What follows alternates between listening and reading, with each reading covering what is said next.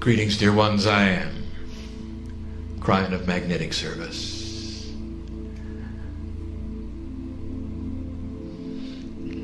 Oh, there are so many who would see this transformation and not understand it. They say it's the voice you've been listening to all these hours. They'll say just, it isn't possible. There is an audience that is not here, and yet it is present. Let us speak of the quantumness of the message. As I speak to you now, the energy builds in here. These are words now, not for those on the chairs, but for those, the ones in the chairs think are in the future. We speak now about those who would listen later and read later. Reader, does it feel like later to you? The answer is no, you see. Reader, I know about you. I know about the eyes that are on the page. What does that tell you about the quantumness of this event? For to the ones in the chairs at the moment, you don't exist. They're on a linear timeline that does not allow them to see what I see. The potential of your eyes there. If you're reading this, know you're dearly loved. I'm telling you this in a time frame that is real to you. It is right now for you, for these are the times when your eyes are there. Listener, there are many of you at many times, spread out over months, perhaps even years. I know who you are too. The love of God has no limit, no bounds. It is a quantum love that pervades space, everything around you, everything that you are. If you really knew the truth, the human walks in a bubble of 3D. And the angelic presence of love is all around you. It always has been. The hands stretch out to you from the angelic realm, hoping along the line you will open your heart and touch them just once. And if you do, there may be an epiphany of the way things work on earth, the way things work in your life. There's an old paradigm that says that you climb a ladder to reach God and you hope you make it before you die. Oh, if I could give you the real picture, if I could show it to you now in a vision. There's no ladder. God is there now. Always has been. All it's taken for the distance between us is intuition and intent. And yet these are the hardest things to create to a human being who doesn't want to go there. I sit before light workers. They're the ones who are reading this. They're the ones who are listening. And so it is they who I wish to address this message to. Bits and pieces of this message given through many years. Not all of it is new, but it's never been put together in this fashion. It needs to be heard succinctly. For it carries with it instructions on your conceptions, on your perceptions of the way things work.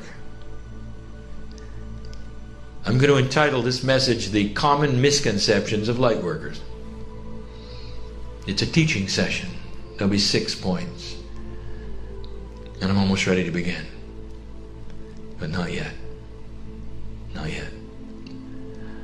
Now I want to talk to the ones in the chairs in front of me. Known to me you are, in the most loving way you can think. There are 3 people here, 3 human beings, precious they are, that don't want to be here. Oh, they do for the people with them, but they don't believe this. There's 3 of you, and you know who you are. I don't want to tell you, what's interesting about you. Behind that veil of stubbornness, there's a shaman. Oh, you'd make a beautiful light worker. Free choice will be yours if you choose to accept this or not, to plant the seeds of curiosity or not, or whether you just leave here happy to be escaping from all of this. The setup has brought you here so we can sit next to you and love you. We're not going to touch you. You won't go out differently than you came in unless you want to.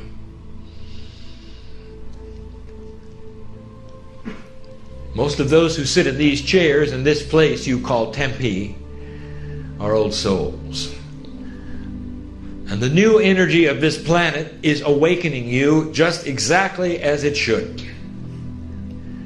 The combination of the harmonic convergence energy in cooperation with the Gaia energy that the Mayans spoke of is all ramping up at a time which you would call difficult and we say is appropriate. You're starting to see integrity make a difference on the planet, invading even the darkest places you thought it would never go. Government, financial. We spoke of these things not too long ago, and here they are. Do not fear them, for when you emerge on the other side, there is strength, there is clarity, there is prosperousness. All of the things that you have asked for without the corruption to the degree that it exists now. This is good news. We said it before. It is called pruning. I say that for you who are sitting in the chairs who need to know at this time about that. In the chairs, old souls. I see who you are. I see who you were. I have to get to the message so that it works within the time frame that you have desired. But there's part of me that just wants to sit and reveal the lifetimes, the energies, the victories of those in this room. It's so grand, so beautiful.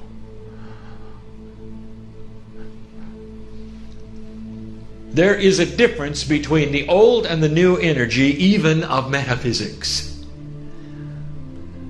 The things that you believe, that you would feel are the bastions of belief of the esoteric, are starting to shift. The new tools that have come in the last 19 years have been grand. And they are starting to reveal themselves in ways that we said they would. You are starting to have intuitive ideas which will absolutely manifest what you want. In the process, we must tell you there are 6 items that are misconceptions. One of them is one of the oldest things. We spoke about it even in 1989. Delivered to you in 1993. All about karma. Karma is one of the oldest energies on the planet. That is to say, it is appropriate and it has been here since Lemurian times.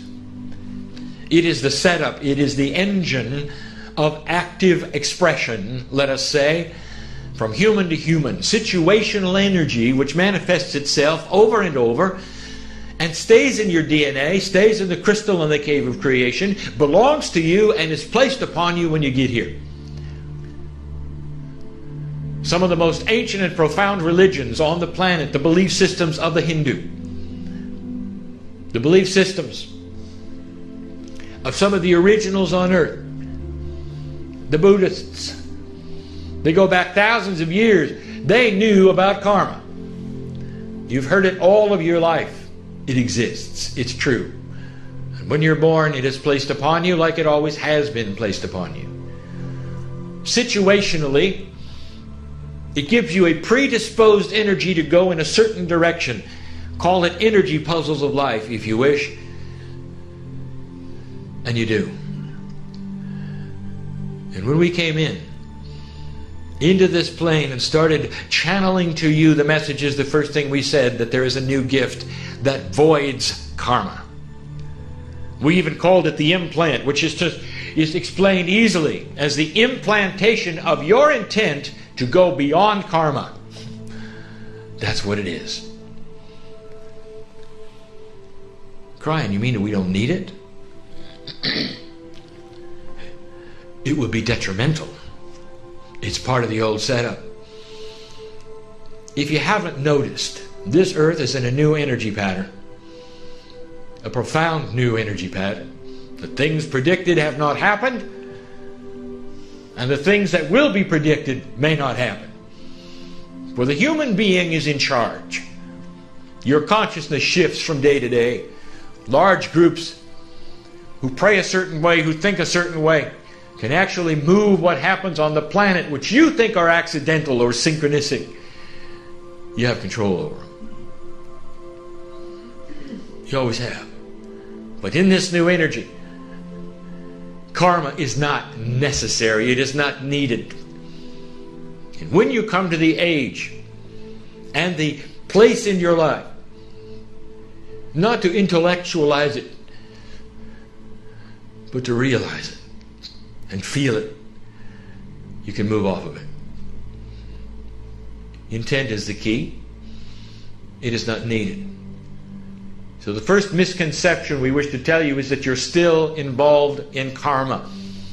Some of you feel and have stated to others, well, this is why I came here. This is what I'm supposed to do to undo this or to do this because of what happened last time. It is not so.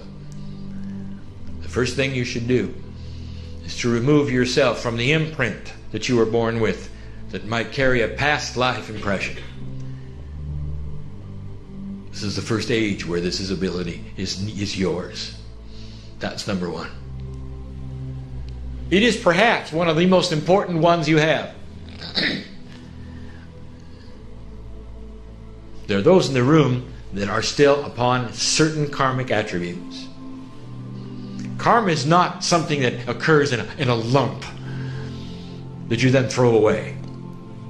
It is a complex array of energies that is placed upon your personality, that pushes the buttons within you that make a predisposed attitude to move left or right in certain situations. And some of you have voided a lot of it, but not all. And there's residuals that are still there. Even the healers in this room have them. What are the things that bother you? What are the blocks that you'd like to get through? I want to tell you those are most likely the karmic attributes that you never wanted anybody to touch. They're sacred to you. They even define you. Sit with Spirit a moment and say, I release them. I don't need them anymore. You can do it right now with me if you'd like to. Dear Spirit, I release them. I don't need them anymore. This is a dispensation of grace. Indeed it is. This is the time for those kinds of decisions. This is the year for it, is the energy for it. And you're here doing it. Number two, the word contract is a misnomer. And light workers use it so common. My contract is this, or it is that.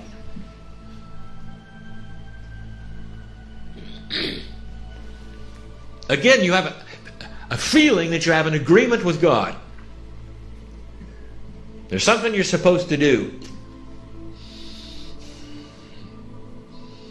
Unbelievable that some of you feel that you've come in with a contract to suffer.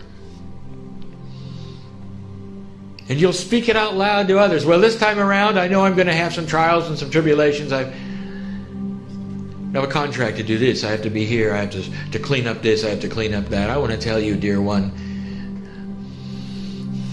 I'll put it in linear terms for you. Your contract is in invisible ink, and it disappears every day. When you get up in the morning, you can re-sign that contract, and you can fill in the words. You can make it anything you want to be. No one here, listening, reading, in person, has a contract. Doesn't exist. No such thing. Because the contract was part of an overlay of karmic energy. It's still there. You still feel it is there. And you may disagree. You may say, yes, but I feel I must do something. I have to go here or there. It's what I was built to be. This is what I'm supposed to do. And dear ones, it very well may be. But it's not a contract. You can understand a little more when we get to point number 6. Stay with me. If you are one who wants a contract, then make it. But it only lasts a day. And tomorrow, if you decide you want to make it bigger, you can erase the signature and do it again.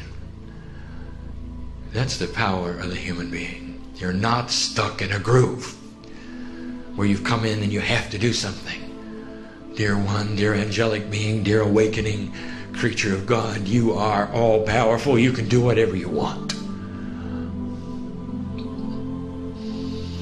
That was number 2. Number 3 is timing. My partner touched on this already today. I'll say it again for those who are not here to hear it. You are often given information about you and your life and the things that you might accomplish. Some intuitive ideas of which way to go, which way to turn, perhaps even ideas to manifest a physical thing, perhaps a book, an invention, a healing modality. And you do it. You march right out and do it. It's information's given you from God, from Spirit, and you feel so passionate about it, and there you go and you do it, and you fall on your face. It fails completely, doesn't work. Nobody's interested. No synchronicity. And we say to you, why do you link the message with the clock? Who told you to do that? There's 2 parts to this, and you should know this. There is the information. There is the download. This is what you call, in modern terms, the place at which you get quantum information delivered to you, and you have a plan. The second part is patience and synchronicity. The first one, which is very difficult for a human being. Patience. Especially with spiritual things. You're on fire for this. You finally got an answer. You finally got something tangible. And you want to move with it. So hard.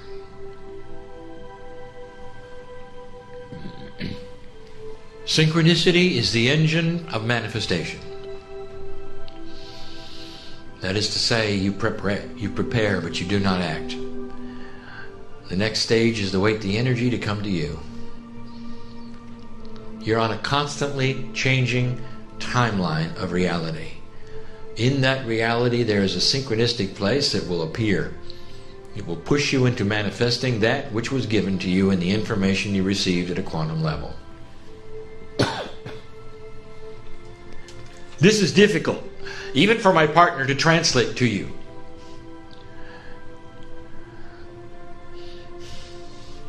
One of the points you're going to hear, in fact, the next one, has to do with timing as well. We're going to tell you shouldn't wait for God. Don't misinterpret this. You are creating the synchronicity. It's just you don't know when it's going to occur. So timing is critical. Feel the energy of the moment. Wait for those things to occur which will enhance your idea, bring the right people together at the right time. You start to get the feeling, chills will occur when you start understanding the synchronicity is creeping up. This is the time. That is when you should launch this that you've been given. Not at the point you were given it.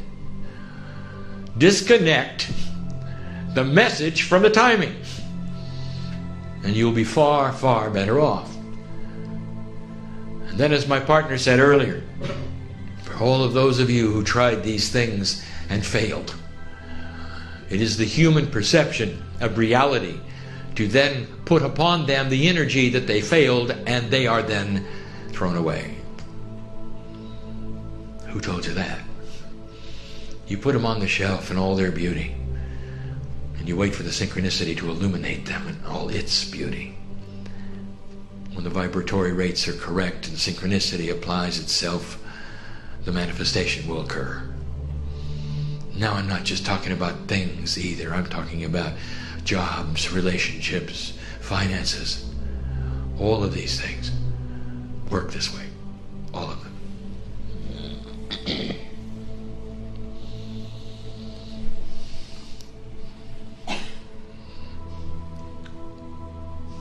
Number 4, it's how God works, the timing. There was a day when humanity was in a place where they were asked to be still and let God work. And you had all manner of names for it and catchphrases for it. Be still and let God work in your life. That changed dramatically at the harmonic convergence, for this was an empowering energy of humanity. The peace of God in you began to vibrate at a level where you were beginning to become a leader in the process. That is to say, share responsibility in the process.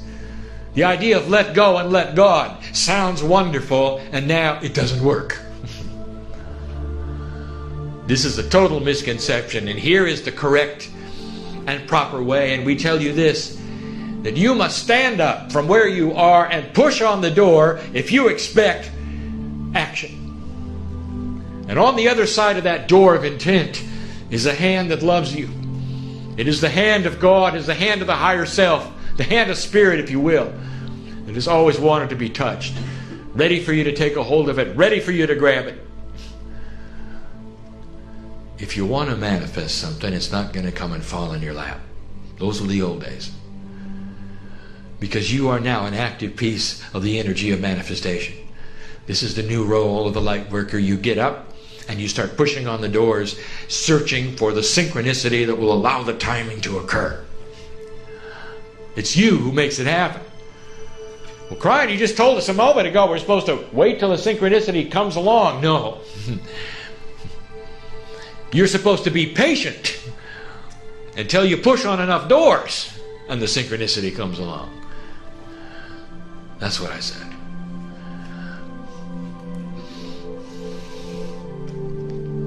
Number 5 of 6. There was a day, dear ones, when those who knew these vibratory truths were vulnerable. When the darkness is pervasive, it swallows up so much of what you have. No matter how high your vibration, you had to walk circumspectly. Be careful. In an older energy, healers were told to be careful.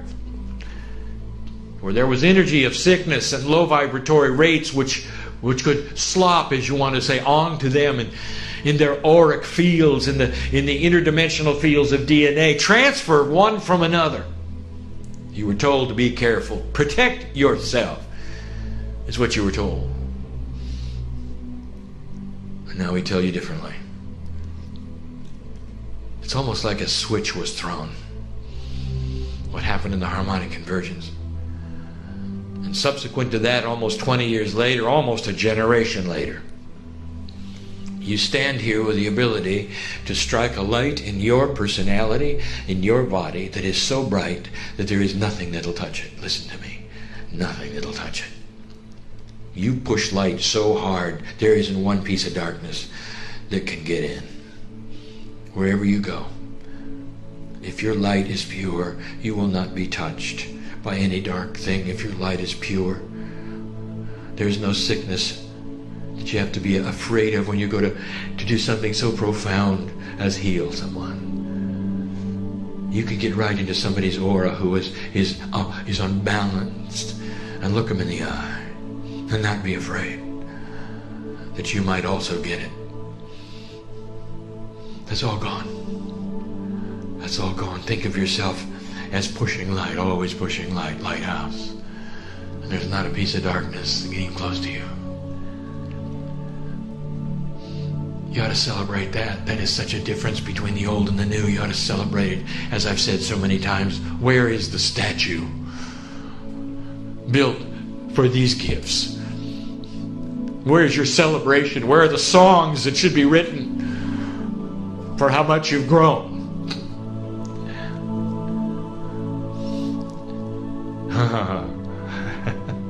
Oh, we've just had an epiphany in the audience. There's a healing going on, which doesn't always happen.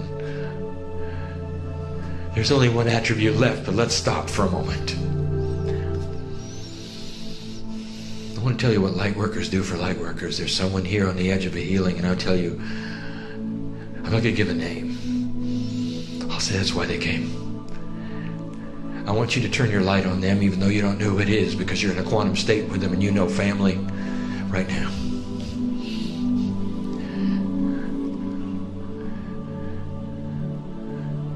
Create with me the balance that they seek, the answer to the problems that they have. For what you do is to enhance their own healing. You make it mature. They begin it, they start it, they have the epiphany, they generate it, they manifest it, and you, my good friends, my family, are the ones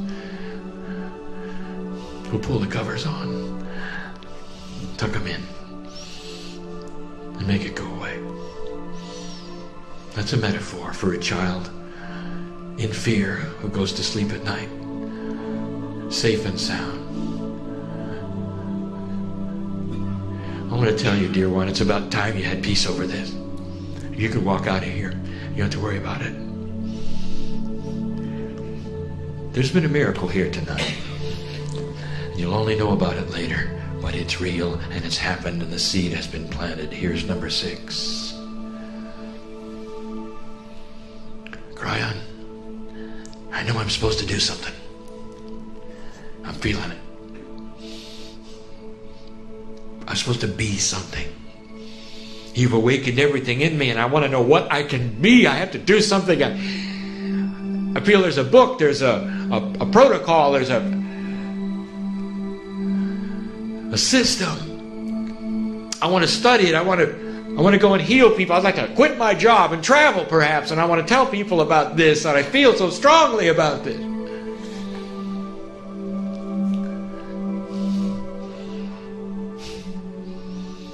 I don't want to pop your bubble, but I want you to relax for a moment. This is a 3-dimensional concept. Goal setting, cause and effect, success, victory. Say whatever you want to. This is a 3-dimensional concept. That's you talking to you. That's not the message God gave you, and you've got to start separating it. Because I'll give you the message. A few of you have been given specific instructions for things which must be done. And that was addressed in number 3 and 4. But number 6 is about you wanting to succeed spiritually. And I'm going to give you information as loving as I can, the best as I can, about why you came. This family you call God, what you call Creator, doesn't care what you do. We don't care. Because you're already doing it. The invitation is to strike a light in your life of self-improvement, of informational purity. Take the hand of the angel next to you, you call the higher self. have the epiphanies of your own self-healing, your own self-improvement. Mind the Akash. Do everything yourself, within yourself. And I'll tell you, that's all. And that's everything. And anything else you do, whether it's a system or whether it's school or whether it's healing, is what you have placed upon yourself for your own reasons, so that you will feel in 3D like you've accomplished something. And you never knew, how do I say it, that your light is changing the earth where you're walking. Right where you walk. This is the love of God that you're dispensing. A purity from the higher self that radiates outward with a metaphor of light which changes the crystalline grid, which modifies the vibration of the planet, which eventually can create peace on earth. And you're saying you want to do something. Let the angels in this room rejoice for the ones that are just being and not doing. Take care of yourself. Everything you can do for yourself. That's what changes the planet. And in the process, if synchronicity takes you to places where you can help people, be the author, be the writer, so be it. But the real work is in your own DNA for you. Purify it. That's where the light is. That's what we want you to do.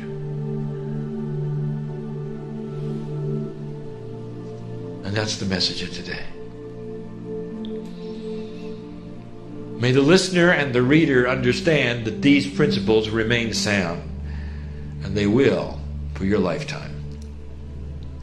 The biggest shift you have seen in hundreds and hundreds of years occurred on the harmonic convergence, and that particular shift is leading you right in to the 2012 energy, which is the Gaia energy that is high. Shaking hands with the enlightened energy of the harmonic convergence, it's going to take you to a place this planet never thought it would be. The potentials are there for solution. As ugly as it may look, they are there. Challenges may occur. The earth shifts greatly.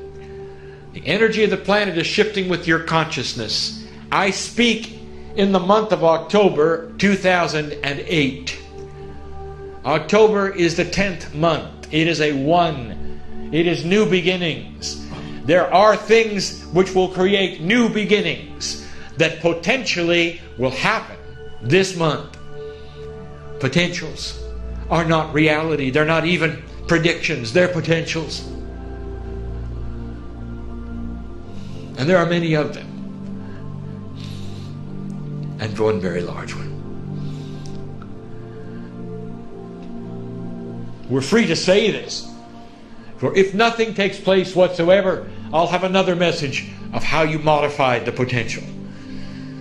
But you have not heard Kryon talk about this before. The potential is almost half and half. And when it gets to that size, we say to you, watch the synchronicity, be circumspect where you are. God loves you enough to put you in the right place at the right time. Don't fear change. That is the message, dear ones, from an entity that has never been a human being, who sees you in awe of what you go through, lifetime after lifetime, with the bodies that you have, the frailties that are yours, the puzzles that are beyond your comprehension, the limits that have been put upon your thinking. And you're the ones doing the work. You put yourself in that box because you love this place called Earth. There'll come a day when I'll see you in your fullness yet again. We'll talk about this day then, when I see you, family, dear one, as a piece of God. And so it is.